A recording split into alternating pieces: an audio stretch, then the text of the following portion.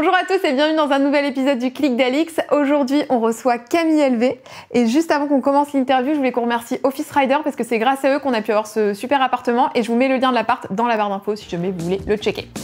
Alors Camille, je suis trop contente que tu sois là. Mais merci pour l'invitation. Mais avec plaisir, c'est cool de faire ça un peu pour la rentrée parce que tu as été clairement ma découverte de... Est-ce qu'on parle maintenant en confinement de ce troisième... Ouais, si, on peut parler en confinement maintenant. Voilà, de cette année 2021 et du troisième confinement. Enfin, dis-moi ce que t'en penses, mais c'est vraiment là où t'as... Ouais, si, de ouf. Explosé, quoi. C'est le deuxième confinement, ça a commencé, et le troisième, c'est bien monté. Et... Parce que t'as eu quoi? T'as eu 100 000 abonnés au mois de Waouh, je pense que j'aurais plus... Je resitue tellement pas. Je crois que c'est ça. Ça passe tellement vite, en fait, que... Je crois que j'ai vu sur ton Insta, parce que tu as fait cette photo avec les ballons. Évidemment, hein, j'ai fait la photo... La photo balloon. Et ça, je l'ai vu, je crois que c'était en décembre. Ouais, c'est vrai que c'était en décembre, ouais. Et là, alors on parle, t'es à 500... Plus de 500 000, je sais pas exactement, mais... Belle perf. T'arrives à te rendre compte de ce que ça fait? Mais tellement pas. En fait, c'est pour ça, genre, je connais pas forcément mes stats. Je sais, il y a des gens qui sont très à fond sur les stats et tout. Et moi, je sais pas, des fois, quand on me demande t'as combien d'abonnés, je peux dire 400 000 juste parce que j'oublie qu'en fait, non, c'est passé à 500 000 entre-temps. Mais c'est impossible de se rendre compte, vu que c'est derrière un écran. Ouais, tu matérialises pas vraiment les gens. Tu te rends pas compte qu'en fait, il y a vraiment 500 000 personnes qui regardent une vidéo et que c'est beaucoup. Mais tu sais, je pense aussi que... Enfin, peut-être que ça te fait ça aussi, parce que tu fais partie de ces gens donc, qui ont beaucoup monté pendant, justement, les périodes où on pouvait pas vraiment se rendre compte, tu vois. Ouais, dans la rue, on se croisait pas, on croisait pas trop. Et c'est vraiment à la sortie là, des confinements qu'on a commencé à faire des trucs et où tu commences vraiment à croiser beaucoup de gens dans la rue et tu te dis « Ah bon, salut, j'étais pas prête parce que je suis passée de rien à beaucoup d'un coup pendant le confinement et ça se mesure pas du coup. » C'était quoi ton objectif premier quand t'as commencé? Juste faire des vidéos. C'était juste mettre tout en public. Parce que je faisais grave des vidéos et tout avant en privé. Mais ça restait pour moi, pour mes potes, pour ma famille et tout. Et c'était juste le mettre en public pour... je sais même pas pourquoi. Je me suis dit, vas-y, j'enverrai les liens. Ou... Mais c'était sur YouTube que tu postais les vidéos en privé? Non, je les postais même pas. Juste, je les envoyais où je faisais des sessions avec mes parents et tout. En mode, regardez, j'ai fait ça et tout. Et ils venaient voir et puis c'était la fin, quoi. Bon, cette vidéo, elle ira dans un disque dur et... Et tu l'as encore, tout ça? Ah ouais, j'ai tout gardé. Je garde tout. Je suis une folle des vidéos et tout. Est-ce qu'on n'aura pas bientôt un jour une vidéo, je ressors mes anciennes vidéos que j'ai jamais publiées? Il y a des pépites ultimes. Franchement, il y a de la matière, là. Tu te souviens de... Quand t'as commencé, l'exemple que... Enfin, est-ce que t'avais un exemple sur les réseaux sociaux de quelqu'un qui avait réussi en te disant, genre, ça, c'est un youtubeur qui est en place? Franchement, je suivais beaucoup. Quand j'ai commencé vraiment à consommer YouTube à fond et tout, je suivais de ouf les meufs qui faisaient lifestyle, beauté, make-up et tout. C'est ce qu'il y avait surtout à ce moment-là, même sur YouTube. Donc moi, mon modèle un peu, j'étais là en mode Enjoy Phoenix, forcément, c'était la personne du moment. J'ai l'impression que c'est la première fois où il y avait vraiment des trucs, où ça prenait de l'ampleur avec des événements, des OP, des trucs qu'on découvrait. Je me suis dit, waouh, elle est dans les premiers à faire des trucs comme ça, c'est fou. Oui, il y avait les collabs, les collections capsules, les trucs. Je me souviens quand elle avait créé un suite avec Rad. Mais oui, moi ça me paraissait fou. Je me disais, mais comment de base tu publies juste des vidéos sur YouTube? Donc c'est même pas un métier, c'est un truc, puis tu finis à faire des trucs complètement annexes, des vêtements, des livres. Maintenant, les youtubeurs, ils font tout et je trouve ça fou de ouf. T'aimerais bien, toi, développer des trucs... Moi, je veux tout faire. Merch. Ah oui? Tout ce que je peux faire, je veux tout faire. Non, même pas, c'est pas tant merch, mais tous les domaines artistiques auxquels je pourrais toucher, j'irai. Alors, qu'est-ce qui fait, selon toi, un bon créateur de contenu aujourd'hui? Je pense que c'est les idées avant tout. Genre, vraiment, c'est... Je trouve que... Je pense que j'ai du mal à comprendre les gens qui... mais d'ailleurs, j'en ai jamais rencontré. Mais j'imagine un youtubeur qui me dit j'ai plus d'idées de vidéo, donc je publie pas ou quoi. J'ai jamais rencontré de gens comme ça, mais je trouverais ça trop bizarre parce que je trouve que c'est l'idée... toujours avoir des concepts, des idées, des envies et tout. Je trouve que c'est le point le plus important. Et après, le reste, ça suit naturellement parce que si t'as des idées, tu te défonces pour y arriver, pour filmer dans les temps, tu fais ton montage la nuit s'il faut. Mais il y en a qui ont souvent des pannes d'inspiration, enfin pas des pannes, mais je vois souvent en story Genre, tu sais, qui demandent à leurs abonnés, est-ce que vous avez des idées, est-ce qu'il y a des vidéos que vous aimeriez bien voir? Ah ouais, je vois pas trop ça. Je le vois beaucoup sur les communautés lifestyle. Ah, peut-être. C'est vrai que c'est un autre délire. Enfin, lifestyle, c'est justement lifestyle et t'as le divertissement où vraiment c'est que des gens qui se défoncent au concept et au truc. Donc, c'est genre ultra différent. Mais moi, je trouve ça trop bien d'avoir tout le temps des idées et tout. Mais parce que quand t'as commencé, toi, c'était surtout les premières vidéos que t'as faites. Avant d'être à Maison Grise et d'être dans tout cet univers-là, c'était beaucoup de beauté. Carrément. Make-up, lookbook. Enfin, tous les trucs qui étaient... Mais si t'avais Marie aussi en exemple, en exemple de réussite, c'était ça. Mais c'était super axé, dans ce sens-là. Alors que, comme je t'ai dit, avant, je faisais beaucoup de vidéos que je gardais en off, que je publiais pas, mais ça n'avait aucun rapport avec la beauté, le maquillage et tout. Mais juste, c'est ce qu'on voyait sur YouTube à ce moment-là. En plus, moi, je kiffais ça à ce moment-là. Enfin, juste, j'en faisais pas forcément des vidéos. Je me suis dit, pour commencer, go, faire un truc... qui parle aux gens en ce moment, genre je vais pas arriver en mode what the fuck et comme j'aime bien ça, vas-y. Et puis bon, c'était trop bien un moment et je pense qu'il y a un moment où je me suis dit je sais plus quoi faire, je pense que je suis pas assez forte au maquillage pour faire plus que ce que je fais là, je sais pas tant me coiffer, je vlog quoi dans ma vie, je vais au lycée tous les jours, donc je me suis dit je vais refaire ce que je faisais avant en off, mais juste je vais prendre un autre tournant et puis... Et est-ce que tu as commencé alors à faire tout ce qui était mode, beauté, parce que tu étais une fille et qu'à ce moment-là, c'était ce qui était attendu d'une fille? Ou est-ce que c'était vraiment ce côté passion? Je pense que... Alors j'ai envie de dire que c'est la passion parce que j'avais grave ce truc, genre j'aimais trop le maquillage et tout, avant même de commencer à publier, mais je pense que c'était beaucoup dirigé par le fait que toutes les filles qu'il y avait sur la plateforme à ce moment-là, c'était du lifestyle. Donc forcément, c'est ce que tu regardes, c'est ce que tu kiffes, et inconsciemment, c'est ce que tu vas faire, même si c'est pas de base ce que j'aurais fait s'il y avait eu plus de diversité à l'époque et tout. Donc c'est forcément un peu dirigé. Et genre si par exemple, t'avais une fille qui faisait ce que tu fais aujourd'hui, ou plusieurs filles, tu vois, qui étaient vachement plus lifestyle. Enfin, pas lifestyle. D'ailleurs, comment tu définis ce que tu fais? Divertissement. Divertissement, ouais, c'est vrai, c'est ça, divertissement. Peut-être que t'aurais pas commencé par... Ouais, je serais peut-être direct partie dans du divertissement. Après, là, ce que tu fais aussi, c'est des formats avec beaucoup de prod autour, beaucoup de budget, que si t'es tout seul, c'est peut-être un peu galère. C'est dur, c'est trop dur de commencer avec ça. Dans les vidéos où tu vas au McDo, en tractopelle. Mais c'est un peu tendu quand t'es tout seul. Un peu compliqué quand t'es solo, quand t'as personne pour filmer, personne pour t'aider à trouver un tractopelle, tout simplement. Oui. Rien que ça, en fait, finalement. C'est pas évident.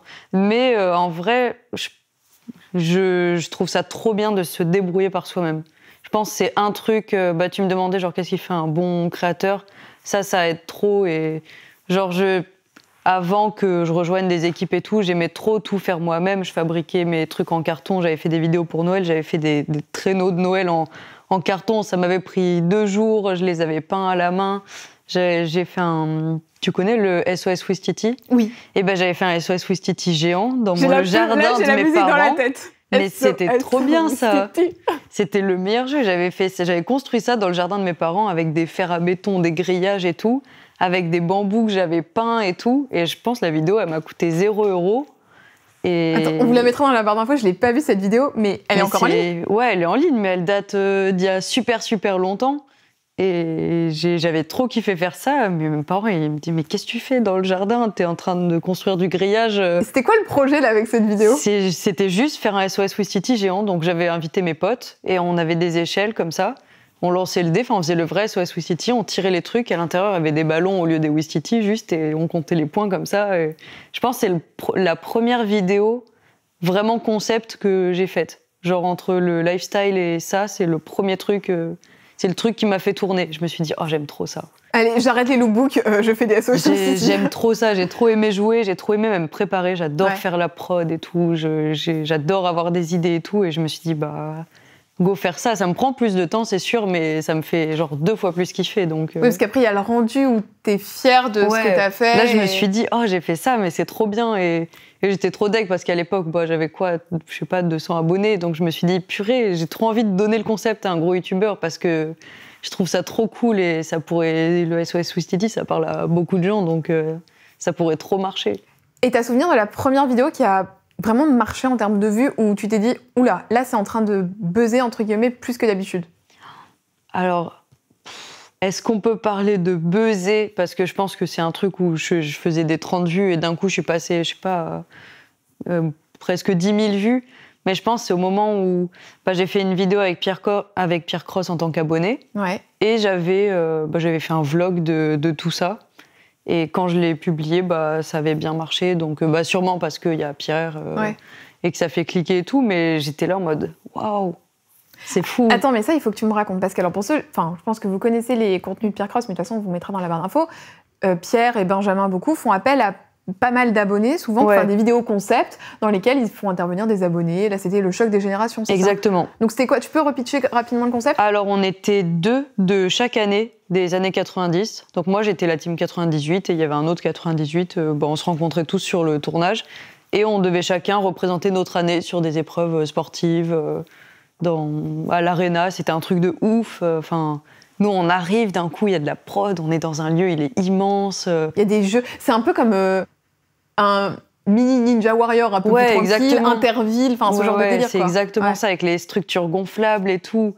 Franchement, on est arrivé quand tous... on s'attendait pas du tout à arriver dans un lieu si beau, si waouh, on avait des étoiles dans les yeux en mode, mais on est où? Qu'est-ce qu'on fait là et tout, c'est incroyable. Et là, t'as combien d'abonnés quand tu fais cette vidéo? Je pense que j'en ai... 300, 400. Ah oui, c'était vraiment... Ah ouais, c'était vraiment... C'était les balbutiements. Moi, je faisais mes vidéos et j'étais abonnée, quoi. Il se trouve que juste avant ça, j'avais fait... juste avant que, du coup, la chargée de production de Pierre m'appelle pour me dire ouais, t'es sélectionnée pour participer à cette vidéo, machin et tout. J'avais fait une vidéo où je reprenais une ancienne vidéo de Pierre sur ma chaîne et moi, j'étais là en mode... C'est sûr, c'est à cause de ça qu'ils m'ont prise et tout. Ils ont dû la voir et tout. En vrai, je pense que c'est pas du tout à cause de ça, mais je me disais trop ça. J'étais là, oh là là. Et quand tu l'as fait, cette vidéo où tu reprenais la vidéo de Pierre, est-ce que tu l'as fait en te disant, je mets toutes les chances de mon côté, je fais cette vidéo en plus de ma candidature?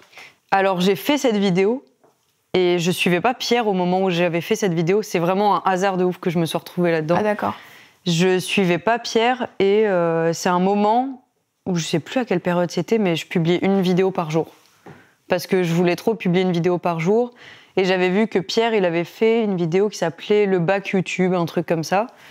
Et j'avais pas de vidéo pour le jour même. Et j'étais en cours et je me suis dit, vas-y, je vais rentrer à midi chez moi et je vais reprendre son bac YouTube et je vais le refaire moi pour ma chaîne et tout, en répondant aux questions machin. Je suis rentrée à midi, j'ai filmé le truc et le soir, je l'ai monté pour la sortir le soir même. Et je me suis dit, faudrait trop que je le tag, on sait jamais, sur Insta et tout. Et de là, je me suis dit, mais je le suis pas, je l'ai suivi, je l'ai tagué, machin. Et le lendemain, il fait une story en mode, on a besoin d'abonnés pour un tournage de ouf, pour représenter vos générations. Mais si j'avais pas fait cette vidéo, j'aurais jamais vu la story. Ah oui, donc tu venais toujours, t'étais vraiment abonné très fraîche, quoi. Ouais, je le suivais sur YouTube, mais... moi, je m'abonnais pas aux gens, juste je les voyais et d'un coup, je me faisais des sessions de vas-y, je regarde 12 vidéos d'un coup et je me bute à ça. Mais je m'abonnais pas aux gens ni sur Instagram, mais j'allais même pas trop sur Instagram en fait. Et juste, c'est un hasard de ouf que là, je me sois abonnée, qu'il ait mis sa story pour chercher des gens, que j'ai répondu et que j'ai été prise. Ouais, le concours des circonstances. C'est trop ouf, ouais. Et alors, attends, parce que donc, vous faites cette vidéo, la vidéo sort. Et comment on passe de Camille qui fait une vidéo au choc des générations sur la chaîne de Pierre à Camille qui bosse maintenant avec Pierre? Waouh, ça c'est... Donc déjà, je vais au jeu des générations. Ouais. Puis, suite à ça, il y avait eu un problème dans la prod où je sais pas trop ce qu'il y avait eu, mais il y avait eu un moment d'attente et ils ont estimé que du coup, pour se faire pardonner, ils allaient tous nous réinviter sur un autre tournage qui avait lieu, je sais pas, 2 semaines après et 3 jours avant, mais c'était surtout destiné aux gens qui étaient sur Paris. À ce moment-là, j'étais pas sur Paris, j'étais à Lyon. Et 2 jours avant, on nous envoie, coucou, comme on vous a beaucoup fait attendre et tout, on vous invite tous à ce tournage, machin et tout. Moi, à ce moment-là, je suis à Lyon, je suis étudiante, et je me dis, il faut que j'y aille, tu vois, je vais pas ne pas y aller. Mais en même temps, je suis étudiante, donc pas trop de sous, et en 2 jours, trouver un billet de train pour aller à Paris, ça veut dire que ça va me coûter un peu d'argent et tout. Mes parents, ils me disent non, mais il faut pas que tu rates les cours pour ça. Nous, on te payera pas le billet de train, même s'ils m'encourageaient de ouf. Ils étaient pas pour. En plus, c'était période de partiel et tout. Du coup, je me dis je dois chercher un stage pour mon école. je vais mettre tout mon argent pour aller faire ce séjour à Paris, je vais rester 2 jours et tout, mais j'y vais, mais je dépose un CV pour travailler là-bas. Du coup, j'y suis allée, j'ai mis mes économies pour aller dormir sur Paris 2 jours et tout.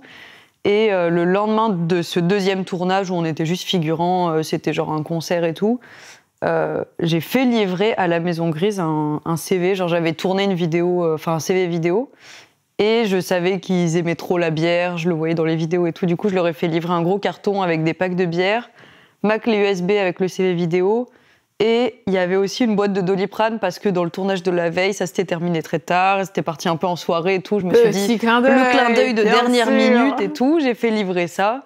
Et Guillaume, c'est la personne qui recrute, qui manage un peu le tout, m'appelle quelques jours après en me disant bien joué, t'es trop forte, tu nous as carrément ciblés, genre t'as su nous montrer que t'avais fait un truc adapté genre pour nous, que ton CV vidéo il est trop bien, en plus tu postules pour faire du montage et tu nous mets direct une vidéo, du coup on voit direct que tu sais monter et tout. Et il m'a dit en vrai on cherche personne parce qu'à ce moment-là je pense qu'il y avait que 3 monteurs et c'était genre des gens qui étaient là depuis super longtemps et c'était pas, le tout n'évoluait pas encore si vite. Et ils m'ont dit on veut bien tester de prendre un stagiaire, on va regarder comment on fait des papiers et tout. Et c'est comme ça que je me suis retrouvée à faire un stage là-bas. Ah oui, donc en fait, j'avais pas cette notion-là, avant d'être youtubeuse à Maison Grise, j'ai été la monteuse. Monteuse. Mais oui. Toi, t'as fait tous les postes, Moi, j'ai fait comptable, RH. Mais c'est incroyable parce que la maison, en plus, elle est en plusieurs étages. Donc, t'as tout en bas, t'as les monteurs. Après, t'as la prod et tout en haut, t'as encore la prod et t'as les studios.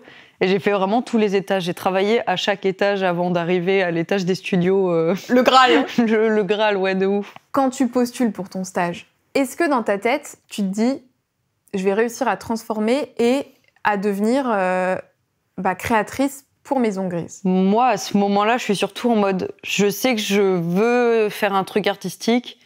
Je sais que à ce moment-là, j'aime autant tourner mes vidéos que les monter, que faire la prod. Donc je me dis juste, c'est incroyable comme opportunité et tout. Évidemment, je vais tout faire pour continuer à faire mes vidéos, pour que peut-être un jour ils regardent et tout. Je me disais vraiment, il y a moyen et tout. Et je me rappelle, même ma maman, elle m'encourageait trop. Elle me disait, de toute façon, je sais que tu partiras pas de là-bas tant qu'ils t'auront pas proposé de les rejoindre en tant que youtubeur avec eux et tout. Et au final, c'est ce qui est arrivé. Un jour, j'arrivais à la fin de mon stage. Comme ça s'était super bien passé et tout, Guillaume m'avait proposé de prolonger. J'avais fait la demande de prolonger pendant mes vacances parce que je préférais faire ça que prendre des vacances. Puis vient septembre, la rentrée en cours. Vu que j'étais à Lyon, j'avais postulé dans mon école. Il y avait la même école mais à Paris. Du coup, je postule pour aller dans cette école à Paris. Je repasse les concours, machin. Et il y a septembre qui passe et je suis genre hyper souvent à Maison Grise. Parce que j'aide sur des trucs, parce que on m'a proposé... Guillaume, il voyait mes vidéos, Pierre, il avait vu mes vidéos, il m'a dit, écoute, si t'as besoin des fois du jardin, d'utiliser un peu du matos, viens filmer un peu dans la maison, juste on s'arrange pour qu'il n'y ait pas d'autres tournages en même temps, Et du coup, j'étais hyper souvent là-bas. On arrive au mois d'octobre, et là, je me dis, j'ai déjà raté beaucoup de cours. Là, il va falloir que j'appelle mes parents pour leur dire va falloir qu'on prenne une décision parce que je peux pas louper plus de cours, il y a les partiels qui vont arriver. Et clairement, vu que j'ai déjà loupé trop de cours et que c'est une école privée, en fait, on va juste déjà me dire, loin, madame. On va juste me dire non, t'auras pas tes partiels. Et heureusement, mes parents, ils ont été très compréhensifs parce que ils ont toujours eu confiance en moi. Ils ont vu que je faisais pas n'importe quoi, que je faisais des choix logiques et tout. Et ils m'ont dit, fais ce que tu veux, on va faire les démarches pour arrêter et tout.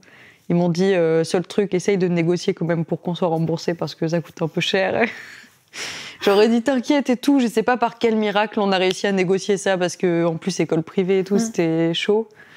Et puis, je me retrouve à être à Maison Grise sans trop de postes du coup.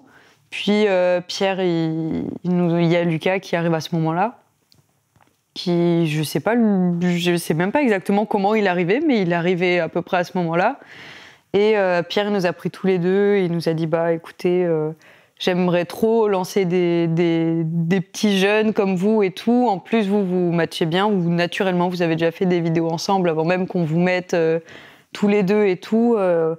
J'aimerais qu'on essaye de travailler plus ensemble et tout. Et clairement, il nous a proposé un studio et de l'aide et tout. C'était pas encore hyper concret, mais c'était quand même genre de venir à la maison régulièrement, de tourner, d'avoir une aide et tout. Et en plus de ça, il nous avait proposé, parce que nous, on venait tous les deux pas du tout de Paris. Et Paris, ça coûte cher et tout. Et il a été super cool, super compréhensif de nous proposer en plus de ça de travailler en prod à mi-temps pour pouvoir nous payer, pour pouvoir juste vivre à Paris. Et l'autre reste du temps, c'était pour nos vidéos, utiliser les locaux, le matos et tout. Et du coup, on a fonctionné comme ça pendant, 6 mois, je pense, avant que vraiment on se lance à fond. Avant qu'en fait la chaîne te permette de vivre pour toi, quoi. Surtout, c'était même plus une question d'argent, c'était surtout le temps, parce qu'on commençait tous à être dans les vidéos de tout le monde. Et quand t'es dans un collectif et que, facile, t'as 4 tournages d'un coup dans la semaine, plus les tiens, plus après, si tu vois d'autres gens, si tu prends de l'avance, ça fait encore des tournages, t'as plus le temps d'avoir un autre travail à mi-temps à côté. C'est impossible. Mais psychologiquement, comment tu gères le fait d'être aidé par quelqu'un? Est-ce que t'as pas peur que ce soit quelque chose qu'on te reproche? Franchement, non. Je trouve que quand c'est hyper bienveillant, que c'est bien fait, que c'est pas d'un coup je t'affiche, on fait un feat et tout. Là, ça s'est fait vraiment progressivement. Genre, on a beaucoup travaillé ensemble avant qu'il accepte même de nous mettre dans une vidéo parce qu'il nous a dit... Enfin, on a toujours été très bien préparés en mode... vous savez, si d'un coup on vous montre, juste vous allez vous manger plein de critiques parce que tu peux pas sortir de nulle part comme ça. Et Pierre avait créé un truc, on l'appelait le Summer Camp. C'est genre, on vous fait passer des tests avant que vous rejoigniez, enfin pas des tests, mais on vous entraîne avant de vraiment vous faire rejoindre la maison de fou. Et il y avait plein de concepts en mode vous avez une journée pour trouver une vidéo sur ce thème, machin, la faire, la monter. Et le soir, on fait des débriefs ensemble pour voir comment ça se passe. Et du coup, on était genre trop entraînés. Et jusqu'au jour où il nous a dit « Je vous mettrai pas sur ma chaîne tant que vous n'avez pas au moins 20 vidéos trop bien sur vos chaînes. » Parce que comme ça, déjà, 20 vidéos, faut attendre... ça nous laisse beaucoup de temps. Et comme ça, les gens, s'ils nous connaissent via la chaîne de Pierre ou de Ben ou de quelqu'un d'autre, quand ils iront sur nos chaînes, il y aura du contenu à regarder, déjà cool, plutôt que juste arriver, la chaîne est vide, ou alors, elle fait du maquillage, ça m'intéresse pas vu que je suis abonnée à Pierre et... Oui, au-delà même d'une question de légitimité, je pense pour la personne qui te met en avant, c'est même pour toi, pour une prise d'abonnés potentielle. Parce qu'on le sait que de toute façon, quand on est poussé par des gens aussi importants, effectivement, mais c'est vraiment à double tranchant parce que oui, tu prends beaucoup d'abonnés, mais il y a aussi beaucoup le flot de critiques qui va avec. Et quand t'es pas armé pour et que t'as pas l'habitude de recevoir tout ça, c'est pas évident, quoi. Là, c'était trop bien justement d'être dans ce groupe, dans ce collectif et tout, parce qu'on était surpréparés. Genre vraiment, on nous disait tout le temps, tu sais, on va te dire ça, mais on s'en fout, c'est pas grave. Sache que quand tu vas sortir cette vidéo, t'auras ça comme commentaire et tout, on s'en fout. Enfin, tout était hyper bienveillant et du coup, c'est cool. On n'a pas... Genre au niveau du mental, ça aide de ouf d'avoir cet aspect préparé et tout. C'est trop bien. Mais alors, comme tu vas tous les jours à Maison Grise, on l'a pas expliqué, mais Maison Grise, en fait, c'est un collectif de youtubeurs qui sont vraiment dans une maison, en fait. Enfin, on est vraiment dans une maison qui est grise. Quoi. Voilà, c'est ça, c'est une entreprise. Mais ouais, c'est une entreprise. Et donc, tous les jours, tu vas au travail, parce que c'est vrai que quand les réseaux sociaux ont commencé, surtout YouTube, la plupart des créateurs créaient chez eux. Et il y avait assez peu de gens qui prenaient des bureaux, et de plus en plus maintenant, les gens séparent vraiment l'aspect pro et l'aspect perso et prennent un bureau. Donc toi, tu as eu très peu, finalement, cette période de je suis youtubeuse chez moi en tant que profession. Je l'ai pas eu du tout en tant que profession. Moi, je faisais ça chez moi en tant que loisir. Et je suis direct passée, j'avais jamais gagné de l'argent grâce à YouTube avant d'arriver à Maison Grise. Même quand je suis arrivée, on m'a expliqué comment faire les démarches pour monétiser sa chaîne et tout. J'ai découvert que je pouvais le faire depuis quand même un petit moment et je savais juste... zut. Je savais juste pas faire et du coup, on a trop été aidés là-dessus. Mais ouais, j'ai jamais connu le pro à la maison du coup. Mais comment ça se passe dans ce type d'organisation? Enfin, il y a combien de personnes? Est-ce qu'il y a des auteurs? Mais tu vois, c'est des trucs de ouf parce qu'on s'en doute pas. Mais même moi, quand je suis arrivée pour la première fois pour passer mon entretien à Maison Grise, ce qui m'a bluffé, c'est l'organisation. Parce qu'à ce moment-là, ils n'étaient pas si nombreux, mais ils étaient hyper organisés. Genre, il y avait des vrais horaires, des vrais trucs. Moi, je pensais pas que ça se passait comme ça et tout. Mais là, aujourd'hui, on est, je pense, 22, 23, un truc comme ça. Tous les jours? Presque tous les jours. Wow. Donc, des fois, il y a des roulements. Enfin, il y a toujours quelqu'un qui est en off un jour et tout. Mais sinon, c'est une vraie entreprise. Les gens sont en CDI, ils ont des horaires, ils font du 10h, 18h tous les jours. Et du coup, même si moi, j'ai pas d'horaire, puisque moi, je suis pas en CDI, je travaille pas, je suis pas salarié de la boîte, mais le fait que les autres aient des horaires, ça me fixe sur leurs horaires, parce que j'ai besoin de faire une relecture pour voir ma vidéo, et je vais pas appeler un monteur à 23h. Lui, il a son contrat, il travaille le jour. Mais du coup, c'est trop bien, parce que ça te fixe quand même des horaires. Tu peux pas faire n'importe quoi et être mal organisé et tout, parce que sinon ça désorganise tous les gens qui travaillent autour de toi. Mais ouais, on est nombreux, on commence à être serrés dans la maison. Il va falloir prendre l'immeuble gris bientôt. Mais oui, on construit, j'ai l'impression qu'il y a des pièces qui apparaissent. Il y a tout le temps des travaux pour construire une nouvelle pièce, pour agrandir un truc, pour créer des bureaux en plus, jusqu'à ce que, là, je sais pas où est-ce qu'on va pouvoir créer un nouveau truc, mais... Et donc, ça te permet d'avoir à la fois donc, une structure spatiale, mais aussi en termes d'aide pour la prod. Donc, Ah, mais ça, c'est trop bien. Qui travaille avec toi? Donc, tu as des monteurs, est-ce qu'il y a des auteurs? Comment est-ce Alors, que il y a des monteurs, il y a des personnes à la prod, donc pour l'orga des vidéos, et il y a le pôle business, donc pour trouver les OP. C'est les 3 pôles qu'il y a. Donc, ça veut dire que quand, par exemple, tu fais tes vidéos, je vais reprendre l'exemple que j'ai donné tout à l'heure, je vais au McDo dans un tractopelle. Toi, tu dis, OK, là, je vais faire une nouvelle vidéo où je vais essayer d'aller au McDo dans plein de moyens de transport différents. Est-ce que vous pouvez me trouver un tractopelle, un tracteur, une nacelle? Ça se passe clairement comme ça. On passe par... on a des grands tableaux, je sais pas si tu connais Trello, mais on utilise ça. On a des tableaux et genre, quand j'ai une nouvelle idée, tu le mets dans la colonne idée. On mentionne quelqu'un en mode qui peut se charger de ça. Qui va se charger de la galère? C'est Guillaume qui s'occupe en fait de répartir chaque pôle à chaque personne et tout. Donc Guillaume, salut, j'ai besoin d'un tractopelle et tout. Qui peut s'occuper de ça? Et puis il met quelqu'un et puis ils sont trop forts. Okay. Genre en fait j'ai trop d'idées qui demandent d'avoir d'autres gens avec moi. J'arrive pas. Je pense que le McDrive, c'est un des seuls trucs où vraiment je trouve le concept trop bien et où pourtant je suis seule dans la vidéo. Mais sinon, j'ai tout le temps des idées. Je me dis, ah ouais, mais si on est en équipe, c'est quand même mieux. Ah ouais, si on est 3-4, c'est encore mieux et tout. Et du coup, moi, j'aime trop avoir tout le temps des gens avec moi. Je trouve l'ambiance, elle est trop bien. Bon, en soi, on n'est pas obligé, tu vois, d'aimer faire les vidéos solo, quoi. C'était un souhait à un moment en disant peut-être que ça te permettrait de montrer une autre facette de toi ou franchement, je le fais très au feeling. Genre, si d'un coup j'ai envie de faire une vidéo solo, ça m'est arrivé il y a pas longtemps. J'ai fait ça pour la première fois sur ma chaîne. J'ai fait une story time. J'avais jamais fait ça. Et je me suis dit, j'ai juste envie de parler seule à la caméra et tout. Vas-y, je pose ma cam. Ça m'était jamais arrivé, mais je pense que ça va m'arriver. Genre rarement, faut qu'il y ait un truc pour que j'ai trop envie d'être juste seule avec une caméra. Puis un truc avec un contenu vraiment. Parce que là, c'est la story time où tu racontes tes vacances les vacances annulées. Voilà, là, on est vraiment sur quelque chose quand même de très particulier. Donc effectivement, là, la story se suffit à elle-même, quoi. Et effectivement, ouais. Et il y a la musique aussi qui prend de plus en plus de place. Carrément. Celle que j'ai en tête, c'est la reprise que tu as faite d'High School Musical. Ah bah oui, évidemment. Ça, c'est quelque chose. Il y a eu combien de temps entre l'idée, que tu pitches l'idée, et la réalisation de la vidéo qui sort? 1 an et demi. 1 an et demi parce que on avait tout commencé, on avait fait les démarches et tout, et on devait faire... à la base, on devait faire la musique de la fin du 1, genre où ils sont tous dans un gymnase, ils sont super nombreux et tout, puis le confinement est arrivé. Puis on a été déconfinés, on a commencé à relancer le truc en se disant va falloir qu'on trouve une autre musique parce que là, il y a beaucoup de gens, et j'ai pas envie de le faire si les gradins ils sont pas pleins parce que l'ambiance sera pas la même.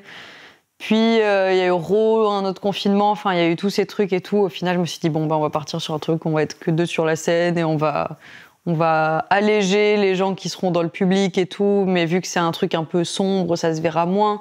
Mais c'est ce qui a fait que ça a été long. Et puis, la recherche de lieu, elle a été super longue pour trouver un théâtre, pour trouver le sponsor, parce que, waouh, je savais pas que ça coûtait si cher, un théâtre à Paris. Ça, au-delà du lieu, même l'orga, enfin ça c'est des gros budgets quoi. Ah Enfin, ouais, là c'était clairement la plus grosse OP de ma chaîne, genre qui a pu me permettre de faire ça.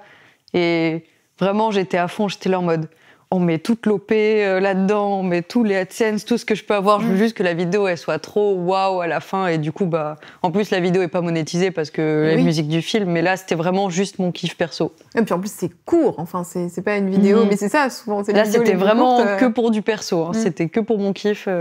Et tu vas sortir d'autres covers ou des covers? Non, je pense pas. Et tes musiques perso? Ouais, clairement là il y en a. Je pense que ça devrait sortir en fin d'année, là de cette année. Genre j'ai enregistré un son, il est prêt et tout. Mais madame, on va le clipper bientôt. Et puis ça sortira sur ma chaîne et ça sera du coup ça sera mon premier son sur ma chaîne et tout. Et c'est un truc un peu parodie ou c'est très premier degré? Non, c'est très premier degré. Ah oui. J'ai pas envie de faire trop des trucs parodies parce que je pense que la musique, genre, c'est vraiment un truc qui m'a toujours intéressée. Et là, j'ai plus l'opportunité, grâce à YouTube, grâce au contact et tout, de pouvoir faire ça. Mais j'ai pas envie que ça parte en c'est via YouTube ou c'est parodique ou c'est un YouTuber qui fait de la musique et tout. J'ai trop envie que ça soit un peu différencié quand même et que ça reste premier degré.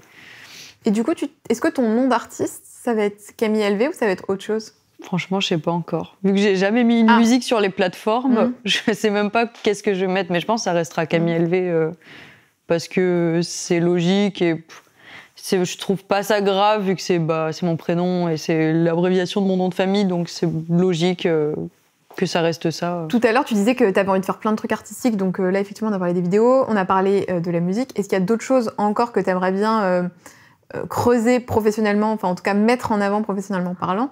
Vraiment tout ce qui est artistique. Genre j'ai fait une to-do list quand j'étais, je pense, au collège ou quoi, que j'avais mis dans mon journal intime. Et je veux la cocher. Je pense que je vais l'imprimer. Mais oui, mais je pense que je vais l'accrocher chez moi pour cocher les trucs au fur et à mesure. Mais dedans, il y avait faire un concert, faire un clip, écrire un livre et jouer dans un film ou dans une série ou un truc comme ça. Tu vois. Je te vois bien là. Franchement, j'ai envie de tout tester. Attends, qu'est-ce qui manque à faire là? Le livre? Ouais. Le concert, c'est fait? Tout récemment, ouais. Dans tes stories, j'ai vu... Ouais. Depuis hier.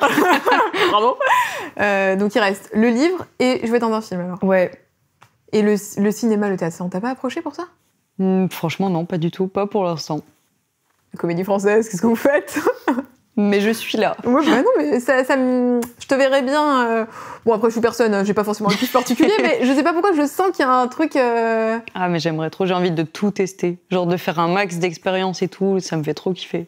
Ça devient d'où, ça, cette volonté de... Je sais pas. Mais j'ai toujours été comme ça, vraiment. Téméraire et tout. Ah ouais, je pense que... Vraiment, j'ai commencé à faire des vidéos quand j'étais à l'école primaire, mais je faisais tout et n'importe quoi. Genre, un jour, je faisais... Avec mes cousins et tout, j'écrivais un script en mode « Aujourd'hui, on va faire un court-métrage, ça va être un truc de ouf et tout ». Le jour d'après, c'était un concours de lancer de pelle dans le jardin. Genre, tout n'avait aucun rapport. Puis après, j'aimais trop lire, j'ai écrit tous mes journaux intimes, ça m'a pris des temps fous et tout, et je faisais tout en même temps. Mais je trouve ça rigolo de voir à quel point... Enfin, souvent, je le vois chez les créateurs de contenu, c'est des choses qui vraiment sont ancrées, tu vois, profondément depuis super longtemps. Et justement, pour ça, il y a une petite séquence que j'aime bien faire qui s'appelle Flashback, où je vais te montrer des photos de ton compte Insta. Et tu vas me dire ce que ça t'évoque, un souvenir par rapport à ça, dans quel mood t'étais quand t'as pris la photo.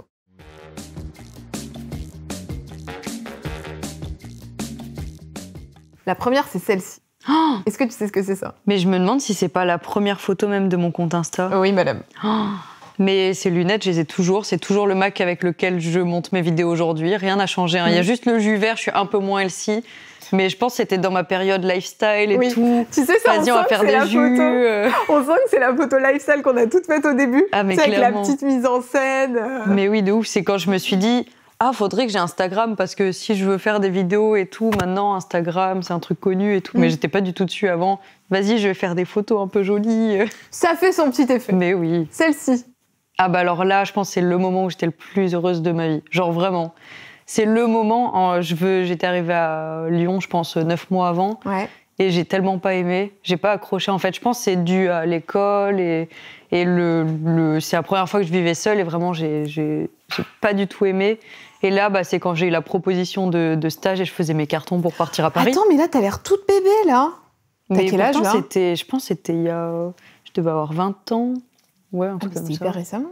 Ouais, c'est pas si vieux. Je suis pas en train de dire que t'as pris un coup de pelle, mais oui, j'ai changé de ouf. Ouais. Et là, je faisais mes cartons pour partir à Paris et j'étais tellement heureuse. Le rêve, tu ne savais pas encore ce qui allait t'arriver. Celle-ci. Mon premier jour de stage à Maison Grise. Ah ouais? Incroyable. Ah bah écoute... Il y a Guillaume qui m'appelle et qui me dit « Est-ce que tu serais OK pour commencer ton stage un jour avant parce qu'on va faire un gros tournage ?» Et je dis « Mais moi, je suis dans l'optique de je commence quand tu veux, la nuit, n'importe quand. » Et il me dit « Ouais, on va faire un gros tournage, donc c'est pour Pierre, c'est basket All-Star, on a besoin de beaucoup de cadreurs, donc si tu peux être là en plus, on te trouvera un petit poste et tout. En plus, les invités sont cool, il y a Orelsan, machin. Moi, il m'a arrêté. Moi, dès le bon, il y a Orelsan, je me suis dit bah, oui, je viens, évidemment. Je vais travailler un jour avant, il n'y a aucun souci. Et je suis arrivée, ça, c'était mon premier jour de stage. Ouais, c'est plutôt pas mal. Je me suis dit waouh, je veux bien m'amuser. Celle-ci, dans la continuité. Mais que des rêves, là. Je me rends compte, en fait, que c'était trop bien ces dernières années. C'est le podcast qu'on a fait avec McFly et Carlito. Et ce qui est ouf, enfin, moi, ça me paraît encore ouf, alors que c'est récent, ça, pourtant. Mais c'est que eux, ils nous aient approchés. Genre, c'est eux qui nous ont proposé et tout. Là, t'étais dans le contenu, là. Ouais. On a fait un podcast, pour l'heure, ils ont leur émission, La Table Ronde. Ouais. Et ils nous ont proposé de participer avec Lucas. Et c'était... évidemment, on accepte. Pour nous, c'est genre des modèles de ouf. Genre McFly et Carlito, quoi. C'était quoi le thème de l'épisode ? C'était les jeunes créateurs. Ah oui, donc clairement dans le thème, quoi. Ouais, clairement. Et celle-ci ? Et c'était... avec ma sœur, c'est une vidéo que je voulais trop faire parce qu'elle a toujours rêvé d'être une princesse et tout. Et je lui ai dit vas-y, on va aller dans des châteaux. On avait des contacts avec des châteaux et c'est une vidéo que j'ai faite sur ma chaîne. Et ça d'ailleurs, c'était le jour même du podcast de McFly et Carlito. On est rentré le soir, on s'est changé et genre ma sœur, elle est ultra fan de McFly et Carlito. Elle les connaissait bien avant moi, c'est elle qui m'a parlé d'eux. C'est moi. Quand j'étais sur YouTube et quand j'ai commencé à publier, je suivais pas tant de gens que ça. Genre, j'avais pas trop de modèles ou quoi, et du coup, je connaissais pas trop. Et c'est elle qui m'a montré plein de youtubeurs et tout.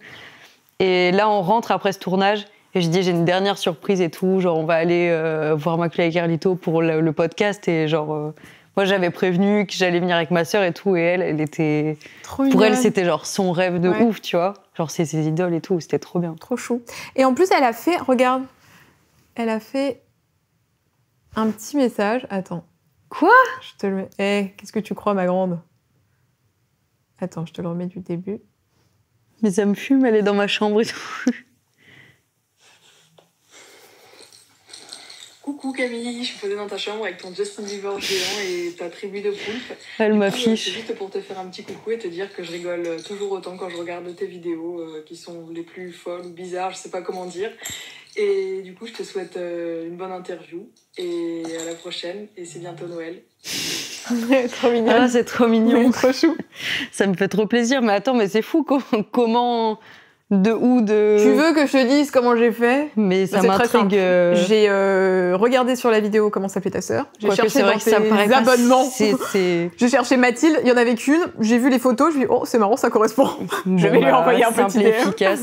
Avec mes doudous, mon Justin en carton et c'est bientôt Noël, je dis tout le temps ça. Genre là, j'ai commencé à dire c'est bientôt Noël, je pense en mai, un truc comme ça. Genre c'est le moment que j'attends. Ah, tu kiffes Noël ? Ah ouais, de ouf. Genre là, je pense en ce moment, je suis tous les jours en mode c'est bientôt Noël, les gars, et tout. Oui. Là, je prépare des vidéos pour Noël, déjà, je suis à fond. Ah oui, genre calendrier et tout ? Pas calendrier, mais j'ai un gros truc qui va arriver à la période de Noël et je veux que ça soit si bien fait que là, je commence déjà à taffer dessus. Et ta sœur, c'est une partie de ta vie privée que t'as un petit peu montrée, parce que t'as fait la vidéo avec ta sœur, mais sinon, t'es quand même très discrète sur ta vie privée, parce que quand on regarde ta chaîne, finalement, il y a assez peu de... tu vois, tu l'as dit, t'as fait une vidéo storytime sur tes vacances, mais on en sait assez peu, finalement, sur ta vie. Est-ce que c'est volontaire, ou est-ce que ça s'est fait comme ça, t'as pas forcément calculé, ou au contraire, tu voulais pas... C'est un peu un hasard du fait que... les idées que j'ai, c'est souvent des concepts, donc ça montre pas tant ma vie privée. Ma famille, ils vivent tous à Toulouse, donc je les vois pas forcément assez souvent, et puis j'ai pas envie d'imposer à des gens d'être dans les vidéos. Et je me vois pas faire des vlogs tous les jours non plus parce que finalement ma vie ressemble assez à une vie de travail, quoi. Je vais à Maison Grise, même si les réunions sont what the fuck parce qu'on parle de tractopelle, ça reste une réu et je me vois pas trop filmer des trucs comme ça. Et j'aime trop les concepts, mais alors récemment j'ai quand même fait des trucs où je parlais plus de ma vie, genre où je lis mes journaux intimes. Et je suis trop fière de cette vidéo. J'ai trop aimé faire ça et les gens en plus ont trop accroché. Je me suis dit, en fait, je me suis toujours dit, bon, si je parle de ma vie privée, les gens, si ça les intéresse pas, ils m'ont connue parce que je faisais des concepts cool et pas forcément pour ma personne, pour ma personnalité. Du coup, je vais rester là-dedans. Au final, j'ai fait cette vidéo sur le journal intime qui est dans mes vidéos les plus vues, qui a trop bien marché. J'en ai fait 3 volumes, les gens, ils ont accroché de fou. Et... Attends, mais c'est dur ce que tu dis par rapport à toi-même. De penser que les gens, ils sont abonnés à ta chaîne juste parce que... Moi, je trouve pas ça dur. Je pense qu'il y a genre 2 catégories de créateurs. T'as les créateurs que tu suis parce que t'es attaché à leur personnalité, forcément même les autres, tout le monde il y a toujours une part d'attachement. Mais t'as des gens qui sont vraiment très attachants, qui te dévoilent beaucoup leur vie et t'as l'impression limite d'être avec eux. Et je trouve que t'as d'autres personnes qui font vraiment tu cliques parce que c'est quoi cette miniature, c'est quoi c'est what the fuck, tu vois. Et moi je me suis toujours mise dans cette catégorie-là, mais en fait, en plus je pense j'en parlais avec d'autres youtubeurs il y a pas si longtemps que ça, ils me disaient mais en vrai, même si t'es dans une catégorie ou quoi, les gens s'attachent forcément parce que même regarde, quand t'es suivi sur Insta, là tu mets plus ta vie privée, c'est pas des concepts et tout, et les gens regardent, mais je pense qu'il y a quand même une petite marge entre les deux où il y a des gens vraiment, ils sont attachants de fou, ils montent leur vie, donc t'as l'impression de vivre avec eux presque. Et quand t'étais enfant, est-ce que t'étais... est-ce que du coup, tu t'avais des amis? Est-ce que t'étais intégrée dans un groupe? Est-ce que t'étais... Ou t'étais plutôt solitaire? Il y avait 2 mois, et genre ça c'est tout le temps ressorti, genre de l'école primaire à la fin de mes études. C'est genre moi en cours, je n'existe pas. Je suis je suis vraiment pas là, genre dans un coin, jamais je vais prendre une initiative, je vais jamais lever la main ou quoi. Et t'as moi dès qu'on sort de la cour de récré, où en vrai je m'entends bien avec tout le monde quand même. Et genre là, juste comme c'est moi qui crée les jeux, j'inventais des jeux dans la cour de récré, et genre tous les gens me suivaient. Et les profs, ils comprenaient pas, et ils convoquaient mes parents et tout, mais on comprend pas pourquoi elle est comme ça, comme ci, machin. Genre en cours, elle est pas là, on a l'impression qu'elle a peur des gens. Et quand elle est dans la cour de récré, c'est elle qui invente les jeux, et c'est elle qui mène tout le monde. Et genre, c'est vraiment 2 personnalités que j'ai. Mais globalement, en vrai, même au collège et tout, j'ai été plus une personne discrète. J'étais vraiment discrète. Genre, j'avais mon groupe de potes, tout allait très bien avec eux, mais j'étais pas dans les populaires et tout, quoi. T'étais dans ta tête un peu, Ouais, alors clairement, j'étais dans un monde parallèle, je pense. Mais tu vois, en fait, même si peut-être que tes parents, quand on les a convoqués pour leur dire pourquoi Camille se comporte comme ça et tout, en même temps, peut-être qu'après, ça les a rassurés en se disant, mais depuis toujours... elle a eu ce truc un peu... Là, avec le recul, c'est ce qu'ils se disent. Mais quand ils étaient convoqués sur le moment, ils se sont dit « Oh là là, ça se trouve, elle a un problème, ça se trouve, ça va pas, ou quoi. » Purée, ils m'ont envoyé voir... même pas, c'est à l'école où ils disent « Il faudrait peut-être qu'elle aille voir un psy, un machin et tout. » Bon, au final, tout allait très bien, quoi. C'est juste que j'étais très introvertie, et en même temps, j'avais mes idées et je voulais les mettre en place, quoi. Et avant que tu puisses justement vivre de YouTube, c'était quoi ta destinée professionnelle? Tu te destinais vers quoi? J'ai toujours dit, j'en ai aucune idée. Ah oui, donc t'avais pas vraiment de plan, j'étais en école de communication et dès qu'on me demandait tu veux faire quoi, je dis purée, mais je sais pas, j'ai envie de m'amuser. Genre, et est-ce que c'était genre ça quand même un peu, ou vraiment tu l'as fait par... Non, je pense que c'était un peu ça, mais je suis du genre à jamais dire... En fait, si je veux qu'un truc vraiment il se réalise et tout, j'ai pas envie de trop le dire en mode j'ai envie de faire des vidéos, j'ai envie de faire de la musique ou quoi, je préfère je le garde pour moi et on verra bien plutôt qu'être déçu ou quoi. Donc je le disais pas, en plus c'est bizarre de dire je veux devenir youtubeur, genre comment tu deviens youtubeur, genre c'est plus des circonstances ou de la chance ou vraiment un talent fou, mais c'est pas... Est-ce que t'avais aussi ce petit truc si je prends mon exemple, je l'avais un peu, pas de honte, mais quand tu dis je vais être youtubeur, alors que t'as que des gens qui disent bon, les gens ils vont dire ok, qu'est-ce qu'elle veut celle-là, tu vas être connue, tu vas être devant la caméra. En vrai je disais, mais même aujourd'hui, genre je dis pas que je suis youtubeuse. Genre des fois je croise des gens ou par exemple, je sais pas, quand je suis dans un Uber et qu'ils me parlent et tout, qui nous voient arriver avec des sacs de matos, vous faites quoi et tout, je dis, je suis dans l'audiovisuel. Si on me demande de développer, c'est la version à peu près officielle, je dis, je suis monteuse, je fais des trucs, mais je sais pas, j'aime pas dire... Je fais des reportages pour Arte sur les libellules. Mais limite, je m'invente une vie à chaque fois, mais je sais pas pourquoi j'aime pas trop dire... En fait, c'est que dès que tu dis, ouais, je suis youtubeur, c'est les questions de base, mais qui te donne de l'argent, qu'est-ce que tu fais, et genre juste... C'est quoi les questions de base reloues qu'on te pose? Mais c'est comment tu gagnes de l'argent? Est-ce que t'es riche? Est-ce que tu reçois des trucs gratuits? C'est que des trucs... Alors qu'en vrai, ça, c'est genre un mini aspect de YouTube. Genre, à côté de ça, il y a tout l'aspect création. Genre, c'est plus intéressant de poser des questions là-dessus que sur qui te paye. Surtout qu'au final, je vais expliquer, il y a les AdSense qui viennent de là et tout. Et au final, ils n'auront toujours pas compris parce que c'est juste ultra particulier comme système. Et surtout, tellement pas régulier. C'est ce que tout le monde dit, c'est que t'en sais rien. C'est-à-dire qu'un mois, tu peux être payé 1 000 €, le mois d'après 2 000, le mois d'après 500. Le mois d'après 0, c'est hyper aléatoire. Le confinement, par exemple, le premier confinement a tapé fort, quoi. Ouf. Bon, écoute, Camille, ça fait quasiment 1 heure qu'on papote. Et ça passe vite. Ouais, ça m'a fait trop plaisir qu'on puisse se rencontrer et en apprendre plus sur toi et surtout plus sur la façon dont tu travailles, parce que c'est vrai que c'est un fonctionnement qui est un peu particulier et je trouve ça super intéressant de voir à quel point le milieu a pu se professionnaliser, notamment via ces structures-là. Ouais, c'est fou. Et donc, je suis ravie qu'on ait pu faire cette petite interview. Il y a une tradition à la fin du clic qui est que tu mentionnes quelqu'un que tu aimerais bien voir sur ce canapé, soit un créateur que tu connais et que tu as envie de voir se confier, soit quelqu'un que tu connais pas mais dont tu admires le parcours et ça pourrait être intéressant.